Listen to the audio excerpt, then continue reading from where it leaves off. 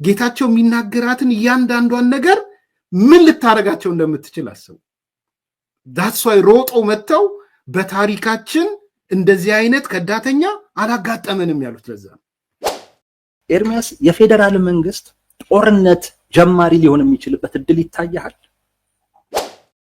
ስዬ አብርሃ ጥሩ is a good example። ለኔ ብዙ ነገሮች ላልወድለት እችላለሁ። በሻቢያ ላይ ያለው አቋም ግን ይሄ ነው። አሁን እኔ እናንተ የምናወራው ነው። ደውሎልኝ ወደ አስመራ ሊሄድ ነው ምናምን ሲል ለኔ ደነገጥኩኝ።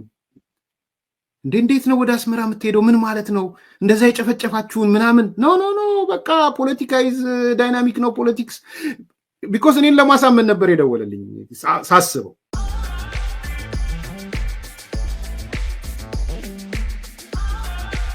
Ethio 7 star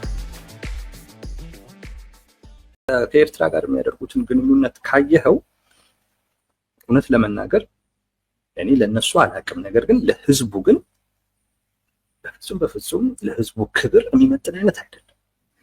አሁን ምን ይላሉ ከዛም ወደዚህ የሚመጡ እንዳሉ አይነት ነገር ሲያስወሩ እንሰማለን፣ ግን የለም እንደዛ አይነት ነገር። አጠቃላይ ከትግራይ ወደ ኤርትራ ነው የሚሄደው፣ ከኤርትራ ወደ ትግራይ የሚመጣ የለም። በቃ ግንኙነቱን የፈለጉትን የሞት ሽረት አድርገውት በዚህ ደረጃ አሁን ለምሳሌ በአክቲቪስት በምናምን ደረጃ ያሳዩናል እንጂ በሌላም አይነት ደረጃ ግንኙነቱን ለመጀመር እየተፈለገ ያለበትን መንገድ ካየህ በጣም ከብዙዎቹ የህዝቡ ፍላጎት ጋር የሚሄድ አይደለም፣ የህዝቡንም ስሜትም ጭምር ታሳቢ ያደረገ አይደለም። እና እሱን ሳስበው ነው በቃ እነዚህ ሰዎች የኤርትራን ጉዳይ የሞት ሽረት ጉዳይ አድርገው ወስደውታል። እንደዛ ደግሞ የወሰዱበት ምክንያት ያን ሽንፈት መቀልበስ የምንችለው ከኤርትራ ጋር መሆን ስንችል ነው፣ ፍላጎታችንን ጥቅማችንን ማስጠበቅ የምንችለው ብለው የገመገሙ ስለሚመስለኝ ነው። ግን እግረ መንገድህን እንዴት እያየኸው ነው? ከኤርትራ ጋር ያለው ግንኙነት በአክቲቪስትም ደረጃ ይሁን በአባልም ደረጃ ይሁን በተወሰነ ደረጃ አደባባይ ላይ ለማውጣት እየተሞከረ ነው ያለው እና የነዚህ የአባላት የአክቲቪስቶቹ ግንኙነት በትክክል ህወሓት ከኤርትራ መንግስት ጋር እየተገናኘ ነው ብሎ ለመደምደም ያስችላል ወይ? እሱንም እንድንሄድበት ፈልጌ ነው። እንግዲህ አንዱ የሚያከራክረው ነገር ብዙ ጽሁፎችም ስለነበሩ እነ ፕሮፌሰር አስመሮ ምናምን የጻፏቸው ጽሁፎች ሄደው ሰው ቢያይ መጀመሪያ በትግራይ ልሂቅና በኤርትራ ልሂቅ መካከል ያለውን ነገር እንየው። መጀመሪያ ሊያከራክር ስለሚችል ነው ማነሳው እና ፕሮፌሰር አስመሮ ምናምን የሚሉት ምንድነው በኤርትራ ልሂቃንና በትግራይ ልሂቃን መካከል ሁልጊዜም የኢንፌሪዮሪቲ ሱፔሪዮሪቲ ኮምፕሌክስ አለ ነው የሚሉት። እሱ መጀመሪያ መበየን የሚያስፈልግ ይመስለኛል ወደ ህወሓትና ሻቢያ ከመግባታችን በፊት። የኤርትራ ልሂቃንን ሁሌም እንደ ሱፐሪየር አድርጎ የመቁጠር ሁሌም የትግራይ ደግሞ ራሳቸውን ኢንፌሪየር አድርገው የማየት ያ ነገር ተሰብሯል አልተሰበረም መጀመሪያ መመርመር ያለብን ይመስለኛል። ምክንያቱም በቴክኖሎጂም ልቀህ በእውቀትም ልቀህ በምንም ልቀህ ዛሬ የኤርትራ ልሂቅና የትግራይ ልሂቅ ቢታይ በልሂቃን ደረጃ ነው ያነሳሉት። አም ሶሪ በግልጽ መናገር ስላለብኝ የሰማይና ምድር ነው ያለው ልዩነት። ዛሬ የኤርትራ ልሂቅ በጦርነቱ ጊዜ በኋላም ሰማን፣ በስምምነቱ ጊዜ ሰማን ኤቲኤም ብርቅ የሆነበት ልሂቅ ነው እኮ የነበረው ከትግራይ መጥቶ ከኤርትራ መጥቶ ወደ ትግራይ በሰላሙ ጊዜ ሲገባ መንግስት የሌለባት ኤርትራ አስተዳደር የሌለባት ወጣቷ ያለቀ ምናምን ሆኖ ኢን ዘ ኦፖዚት ደግሞ ምናልባትም በ1001 እጥፍ የትግራይ ለውጥ ዴቨሎፕመንት እንበለው ሂውማን ዴቨሎፕመንቱም ኢንፍራስትራክቸር ዴቨሎፕመንቱም አጠቃላይ እድገት የሚባለው እድገት ልማት ወይ እድገት የምንለው ልማት የሚባለው የልማት ብልጫ በ1000% እያየህ ስቲል በትግራይ ልሂቅና በኤርትራ ልሂቅ መካከል የኢንፌሪዮሪቲ እና ሱፔሪዮሪቲ ኮምፕሌክስ ካልተሰበረ እሱ ነው ጥያቄ ለኔ። አሁን ሪሌሽንሺፓቸው ታች ወርደን በሻቢያና በህወሓት ብቻ ሳይሆን በትግራይ ሊቅና በኤርትራ ሊቅ መካከል ያለው ሪሌሽንሺፕ ስቲል የሱፔሪዮሪቲ እና ኢንፌሪዮሪቲ ነው ወይ የሚል ሻቢያ ወደ ታች ስንወርድ ደግሞ አድራጊ ፈጣሪ ሁሌም ከሱ መጠጋት የድል ውጤት ከሻቢያ ጋር መጠጋት ቢኮዝ ከዛ ከኤርትራ ማዕቀፍ ውስጥ ስለሚታይ ማለት ነው። ያ አይነት ስሜት ተሰብሯል አልተሰበረም ነው እኔም ማየው። ለጠየከኝ የህወሓት ልጆች አሁን ትላንትናም አንድ ልጅ ወደ ከአሜሪካ ተነስቶ ወደ አስመራ መግባቱን ታይቷል። ባይ ዘ ወይ እኔ የዛሬ 2 ዓመት ነው የነገረኝ። እንደው ለሰው ግልጽ እንዲሆን በሚዲያዬም ወጥቼ አንዱ የተጣላ ነው ከዚህ ልጅ ጋር የዛኔ ነው። ከልቤ ነው የምናገረው። የሚያምን አት ፌስ ቫልዩ ቢኮዝ ቤተሰብ አጠገቤ ስለነበረ ቢያንስ እኔ ቤተሰቤን አልዋሽም። ቢያንስ ማታ ላይ የሆነ መንገድ እንደወለልኝ እና ያኔ ጥሩ ሪሌሽንሺፕ ነበረ። የዛሬ 2 ዓመት ማለት ነው። ደውሎልኝ ወደ አስመራ ሊሄድ ነው ምናምን ሲል ለእኔ ደነገጥኩኝ።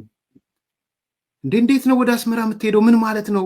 እንደዛ የጨፈጨፋችሁን ምናምን? ኖ በቃ ፖለቲካይዝ ዳይናሚክ ነው ፖለቲክስ። ቢኮዝ እኔን ለማሳመን ነበር የደወለልኝ። ሳስበው ያልተናገርኩትን አይደለም ቴዲ የምናገር፣ በራሴ ሚዲያ ላይ የተናገርኩትን ነው የምናገረው። በነገራችን ላይ አዲስ ነገር አይደለም ማወራው አንተ ሚዲያ ጋር መጥቼ ዜን የ2 ዓመት ፕሮጀክት ብዙ ሰው ሰርፕራይዝ ሲሆን እኔ ሰርፕራይዝ አልሆንኩም። 2 ዓመት ሲሰራበት የነበረ ስራ ነው። እንዴ ሻቢያ እኮ ማለት እሱን ያስክ ማለት እኮ ሁሉ ነገር ይፈታላል የሚል ስሜት አለ። ያ ከበታችነት የሚወለድ ሊሂቁ ያለቀቀው ቲፒኤልኤፍ ለቆታል ብያላስ። እንደውም ዋነኛው አቀንቃኝና እንዲህ አይነት ስሜትን የገዛው ህወሓት ነው የሚመስለኝ። ስለዚህ ለሁሉ ነገር ሻቢያን መከታ ማድረግ የሚመነጨው ከዚህ አስተሳሰብ ከሱፔሪዮሪቲ ኢንፌሪዮሪቲ ነው ብዬ ነው ማስበው። አንድ ከዛ ሁለተኛ ግምገማ እንዳልከው ቁጭ ብለው ላይገመግሙ ይችላሉ። ከአካባቢ ጋር ያያይዙታል ይሄንን አይነት ሴንቲሜንት።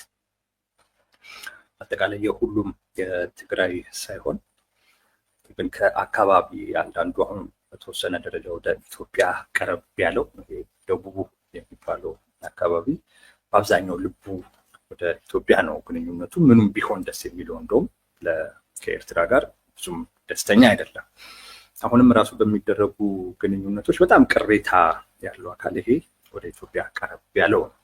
ብዙ ከኢትዮጵያም ጋር የተዋሃደ ነው። ከዛ ደግሞ ወደዛ ጋር ደግሞ ያለው ትንሽ ወደ ኤርትራ ደግሞ የሚቀርበው በግፍ የኛው ከነበሩ አካላት ጋር በግፍ ሸዋ ነው የከፈለን ሆን ብሎ እንዲያደረገን ብለው ትንሽ ልባቸው ወደዛ የሚያዘነብል አይነት ነገር ነውና ተረድቻለሁኝ ያንተን ሐሳብ። ግን የሁሉም ልሂቃን ነው የሁሉም እያልኩ አይደለም። የሁሉም እያልኩ ኢን ጀነራል ነው የተጻፈው። ይሄ ፕሮፌሰር አስመሮምን ጽሁፍ ሄዶ ያንብብ እና ቻሌንጅ አድርጎ አስመሮምን።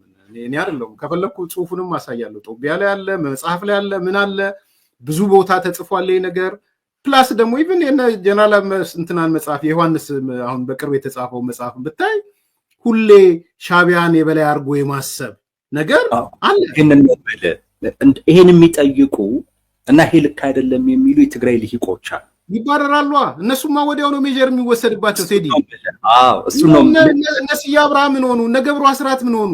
እንዲሄው ተወኮ የአፍሪካ ጀነራል ያሉት ጻድቃን እኮ ኤርትራ ሻቢያን ስለተቃወመ እኮ ነው ወደ ግድያ እየሄዱ ያሉ። ሊያስገድሉት የነበረው እኮ ሌላ እኮ አይደለም።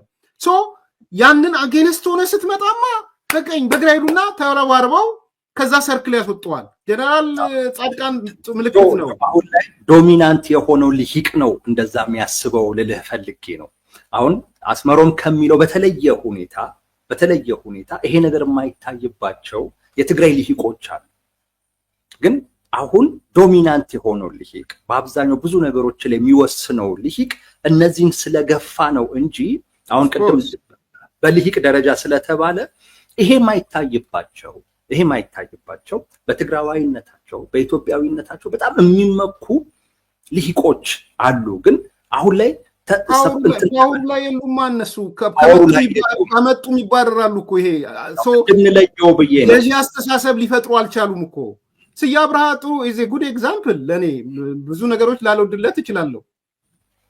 በሻቢያ ላይ ያለው አቋም ግን ይሄ ነው። አሁን እኔ እናንተ የምናወራው ነው። ስዬ አብርሃ ጥሩ ኢዝ ኤ ጉድ ኤግዛምፕል። ለእኔ ብዙ ነገሮች ላልወድለት እችላለሁ። በሻቢያ ላይ ያለው አቋም ግን ይሄ ነው። አሁን እኔ እናንተ የምናወራው ነው። አቶ ገብሩ አስራት ግልጽ ነው። እና ረጋሽ ግልጽ ናቸው። ሌሎች እና አሰፋ አብርሃ፣ አሁን እንዳልኩት ጀነራል ጻድቃን፣ ጆቤ ምናምን የምትላቸው በሙሉ ግልጽ ናቸው።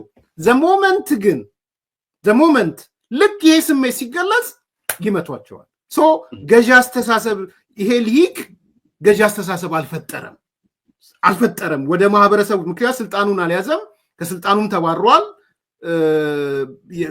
ገንዘብም የለውም፣ የፖለቲካ ስልጣንም የለውም፣ ታንኩም ባንኩም የለውም።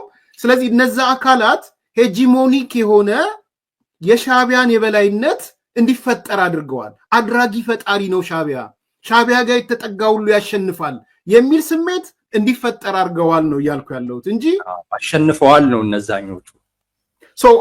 አንዱ ፖይንት ይሄ ነው። ኢን ኤኒ ኬዝ ብሮድሊ ከተነጋገርን እነዚህ ሰዎች ሲሄዱ ባይገመግሙም ነው የምልህ፣ ቁጭ ብለው የኢትዮጵያ ሕዝብ ጠላን፣ የምናምን ጠላን፣ የትግራይ ጠላን ባይሉ እንኳን ከጅምሩ ይሄ አይነት የኢንፌሪዮሪቲ ኮምፕሌክስ ውስጣቸው አለ።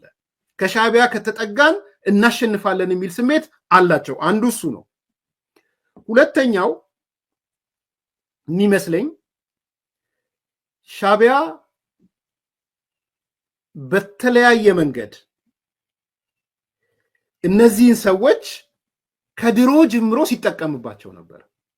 እሱንም መካድ የሚያስፈልግ አይመስል። ለምሳሌ ስብሃት ነጋ በግልጽ እኮ ከኢሳያስ በላይ ለኤርትራ ነፃነት እኛ ነበርን እኮ ይላል። ታማኝ አልነበረም እኮ ኢሳያስ ይላል።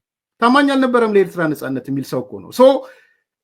አሁን የቀሩት ሰዎች በዚህ ቅድም የጠቀስናቸው ኮር ውስጥ ያሉት፣ አስኳል ውስጥ ያሉት ሰዎች አደመ የምንበላቸው ሚሊቴሪ ውስጥ ያለው አካል ለኤርትራ ያለው ስስ ልብ ምናልባትም ከአንዳንድ የሻቢያ ሰዎች በላይ መሆኑ እንደው የሚታይ ይመስለኛል። ሁለተኛው ምናልባት ሶስተኛው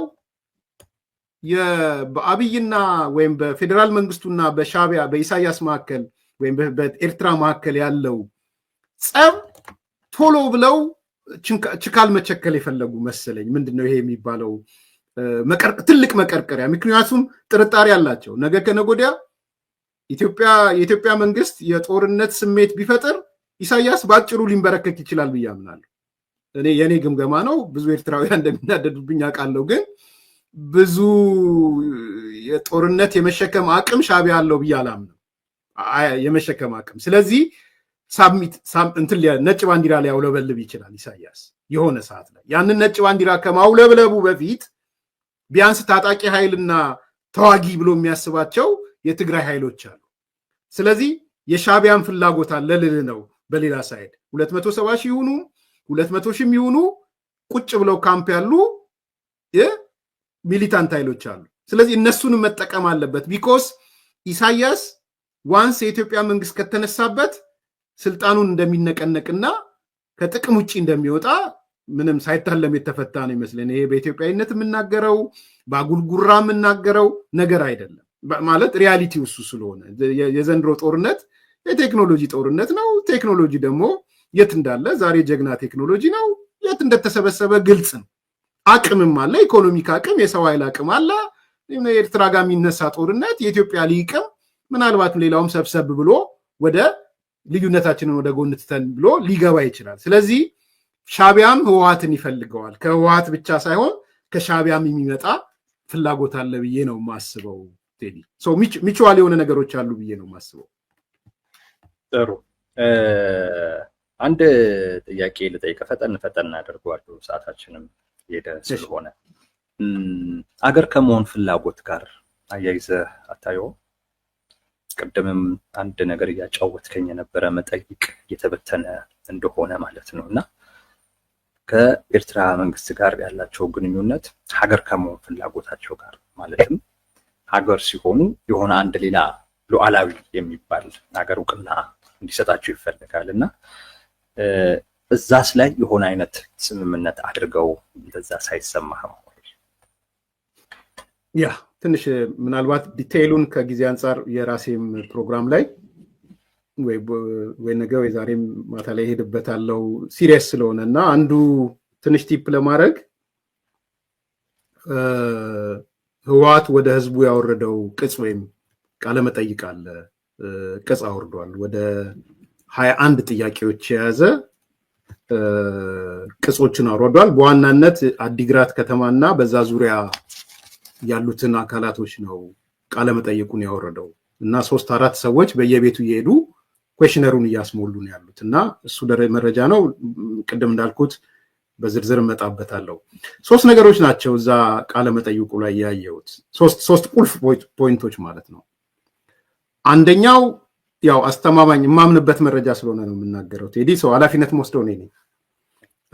አንደኛው የትግራይ ነፃ ሀገር መሆንን የተመለከተ ነው የቀረበው ኩዌሽነሩ ላይ የተበተነው ኩዌሽነር ላይ ማለት ነው። ስለዚህ ትግራይ ነፃ ሀገር እንድትሆን ትደግፋለህ ወይ? በምን አይነት መንገድ አገር ትሁን ብለህ ታስባለህ? ትግራይ ነፃ ሀገር ብትሆን ምን ፈተና የሚያጋጥማት ይመስልሃል? የሚል አንደኛው ኮምፖነንት ነው የኩዌሽነሩ አንዱ ፓርት ማለት ከ21 ጥያቄዎች ስብስብ ስታደርገው አንደኛው ይሄ ነው። ሁለተኛው ትግራይ በኢትዮጵያ ውስጥ የምትቀጥል ከሆነ በምን መልኩ የሚል ነው ሁለተኛው የተነሳው። አሁን ባለው ፌዴራሊዝም፣ በኮንፌዴሬሽን፣ በአህዳዊነት ወዘተ የሚል ብሮድሊ ኦኬ ወደ ኢትዮጵያ እንግባ ቢባል ምን እንከተል የሚል ሁለተኛ ነገር የተነሳበት አለ። ሶስተኛው በጣም የሚገርመው አሁን ቅድም ስላነሳልኝም ነው የኤርትራ አገርነትን በተመለከተ ኩዌሽነር ውስጥ አለ። በጣም የገረመኝ ማለት ለምንድን ነው የሱዳንን ያልከተቱት የደቡብ ሱዳንን ወይም እንደከለ ያልከተቱም ብዬ እንዳስብ ያደረገኝ ነው። ቢኮዝ የኤርትራ ሀገር ናት። ኦኬ እና እዛ ላይ ምንድነው ኤርትራ መጀመሪያ ሀገር መሆን ነበረባት ወይ? ትደግፍ ነበረ ወይ ያኔ ሀገር ስትሆን?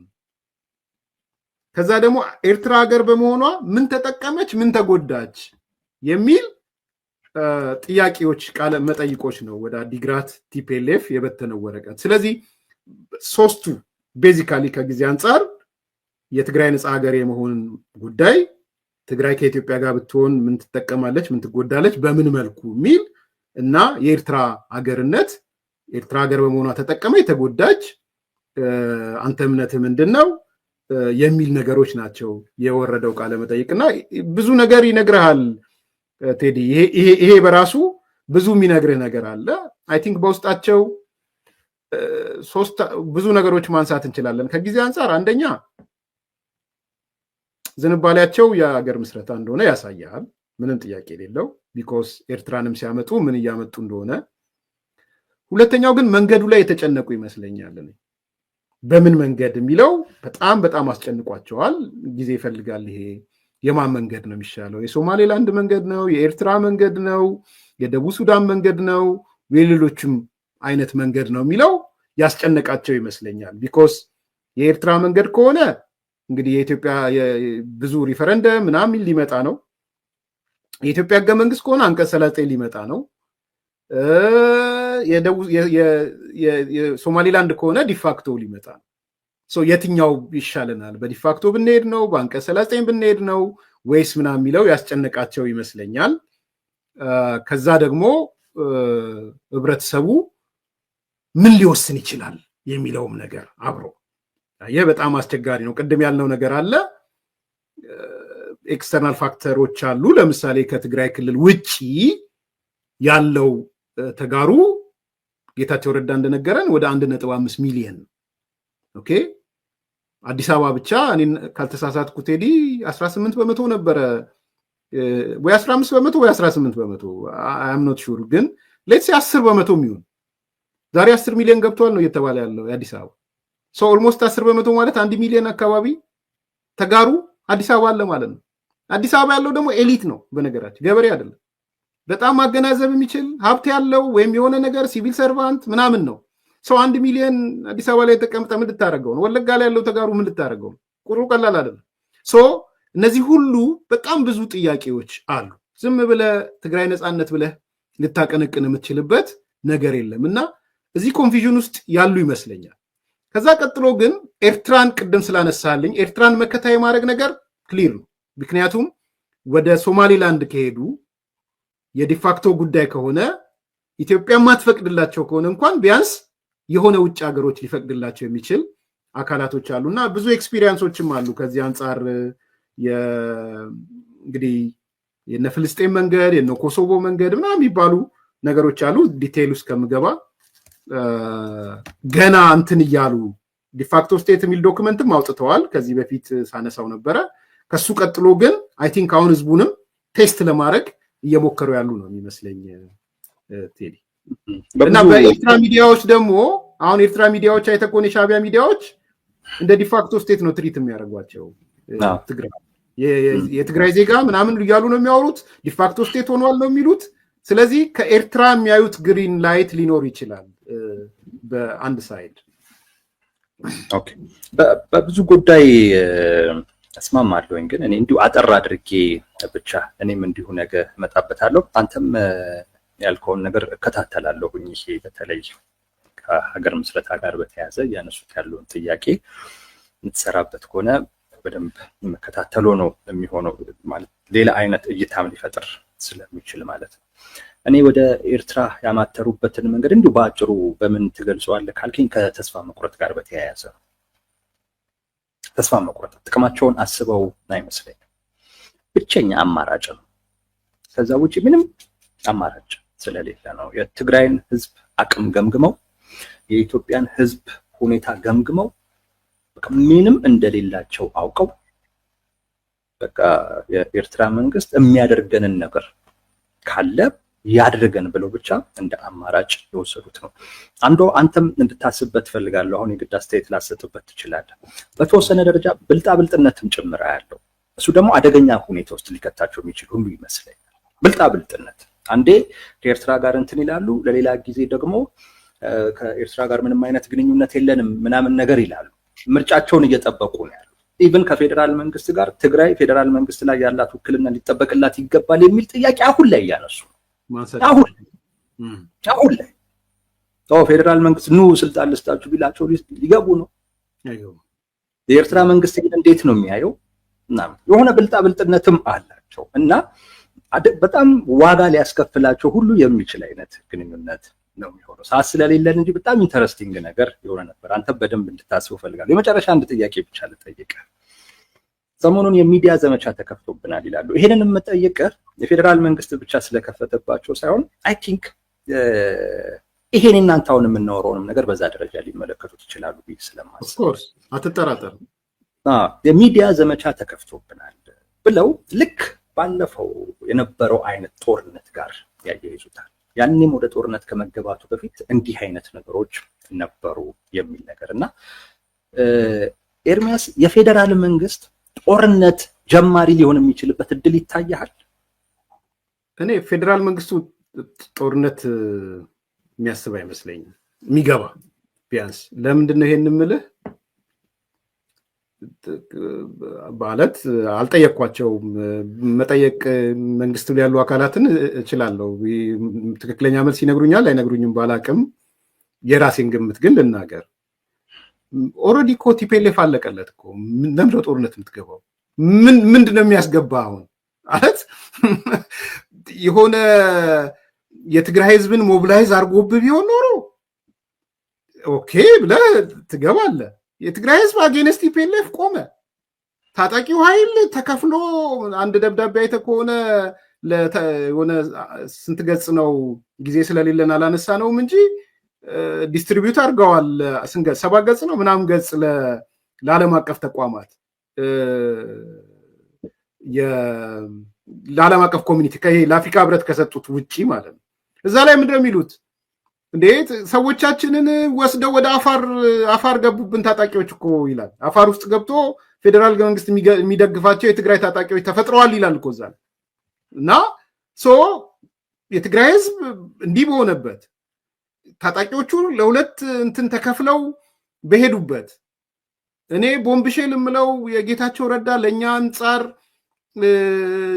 እንግዲህ ያላወቅነውን አልነገረንም የሚል ክርክር ሊኖር ይችላል። እንዳለም አውቃለሁ፣ አንተም ስታነሳ የሰማው መሰለኝ። ግን ቲፒኤልኤፍ ጫማ ውስጥ ገብተህ አይተኸዋል? አስበኸዋል? እኔ እሱን ነው የማስበው። እነሱ ጫማ ውስጥ ገብተህ ጌታቸው የሚናገራትን እያንዳንዷን ነገር ምን ልታደርጋቸው እንደምትችል አስቡ። ዳትስ ዋይ ሮጠው መጥተው በታሪካችን እንደዚህ አይነት ከዳተኛ አላጋጠመንም ያሉት ለዛ ነው። ኦኬ መጀመሪያ አይተህ ከሆነ ጌታቸውን በዚህ በዋሽንግተን ዲሲ፣ ካሊፎርኒያ ምናምን ባሉት፣ አውስትራሊያ ባሉት፣ ዴንቨር ምናምን ባሉት፣ ካናዳ ባሉት የማውስ ፒሳቸው ሞቷል እኮ ጌታቸው። ሬስት ኢን ፒስ እንበለው። ቦድካውን ይዞ ይጠጣ በቃ ምናምን አልቆለታል እኮ። ሰሚውም የለም። ብልጽግናም ንቆታል፣ እኛም ንቀነዋል። ደሆል 3 ቀን ተመለከትኩ፣ እሱ ነበረ። ከ3 ቀን በኋላ እንዳልሆነ ሲያውቁ የትግራይን ህዝብ የካደ ካዲ ብቻ ሳይሆን የሆነ ሌላ ስምም ሰጡት። እዚህ መናገር አልፈልግም። ኦኬ 2 በል። ከዛ ዝምታው ቀረና መጀመሪያ ማን መግለጫ ወጣ? እንዳየኸው ነው። የጸጥታ ኃይሉም አወጣ፣ ቀጥሎ ፕሬዚዳንቱም አወጣ። ከነሱ በፊት ደግሞ የጸጥታ ማን ያወጣው? ብቻ 3 መግለጫዎች አወጡ። ቲፒኤልኤፍ አወጣ መጨረሻ። እያንዳንዱን ነገር ብታይ በጌታቸው ረዳ አማካኝነት ተከፈተብን፣ በጌታቸው ረዳ አማካኝነት ተከፈተብን የሚል ነው። አልቻሉትም፣ አልተቋቋሙትም። በሌሎች ዘንድ ደግሞ እኔም የማምነው ጌታቸው ከነገረን ያልነገረን ይበልጣል ብዬ አምናለሁ። አሁንም የምጠይቀው ጌታቸውን ጦርነት እንዴት ተጀመረ? እንዴት ሰሜን ዕዝን መቱት? ሰሜን ዕዝ እንዲመታ ውሳኔ የወሰነው ማን ነው? ለእኔ ክሪቲካል ጥያቄዎች ስለሆኑ ገና ያልነገረን ማዕት ነገር አለ። ብዙዎች ኢትዮጵያውያን ዘንድ ከነገረን ያልነገረን ይበልጣል የሚለው በስቷል። ቦምብሼል ነው ሆኗል ብዬ አምናለሁ። እኔ ርዕስም ቦምብሼል ያልኩት ለዛ ነው። ሌሎች ቦምብሼሎችም ምናልባት ነገም እንጠብቃለን አሁን ያለውን ነገር ስንመለከት። ስለዚህ ዋይ እንደዚህ በሆነበት ፌዴራል መንግስቱ ጦር መሳሪያ ይዞ ትግራይ ውስጥ የሚገባው? እኔ ማስጠንቀቅ ግን እፈልጋለሁ ቴዲ። ማስጠንቀቅ የምፈልገው ምንድን ነው? የፈለገ ነገር ቢመጣ ፌዴራል መንግስት የትግራይን ህዝብ የሚጎዳ ነገር ማድረግ የለበት። ለምሳሌ የቴሌ አገልግሎት፣ የመብራት አገልግሎት፣ የባንክ አገልግሎት በጥንቃቄ ነው እያልኩ ያለሁት። ማህበረሰቡ የሚጠቀም ማዳበሪያ፣ ምርጥ ዘር ቲፒኤልኤፍ እንዲህ ስለሆነ ብሎ ፌዴራል መንግስት ህዝቡ ላይ ማዕቀብ የሚጥል ከሆነ የሚያንጓትት ከሆነ ህዝቡ አትጠራጠር፣ ጠልቶም ቢሆን ከቲፒኤልኤፍ ጎን ይቆማል። እኔ የሚያስፈራኝ እሱ ነው ቴዲ። ስለዚህ ፌዴራል መንግስቱ የትግራይን ህዝብ የሚንከባከብበት ልዩ ፓኬጅ ያስፈልገዋል። ልዩ ፓኬጅ፣ ልዩ በጀት፣ ድጎማ፣ ልዩ ፋይናንስ፣ ልዩ የሆነ ማዳበሪያ የምንበል ነዳጅ የምንበል ሌሎች ሰርቪሶችንም በልዩ ሁኔታ ተጠቃሚ እንዲሆን የተጎዳ ማህበረሰብ ነው ብዬ ስለማምን መካስ አለበትም ብዬ ስለማምን አንዳንድ ደስ የማይላቸው ሰዎች እንዳሉ አውቃለሁ፣ ግን የትግራይ ህዝብ መካስ አለበት። ስለዚህ ከካሳው ወጥተህ ወደ በቀል ወይ ወደ ሌላ ቲፒኤልኤፍን ለምን ብሎ ካለ አደገኛ ነው የሚሆነው እና እኔ ከህዝቡ ጋር ያለውን ሪሌሽንሺፕ ፌዴራል መንግስቱ ቢያጠናክር፣ ከጊዜያዊ አስተዳደሩ ጋር ያለውን ሪሌሽንሺፕ ቢያጠናክር የበለጠ አድቫንቴጅ ይመታል ብዬ ነው የማስበው።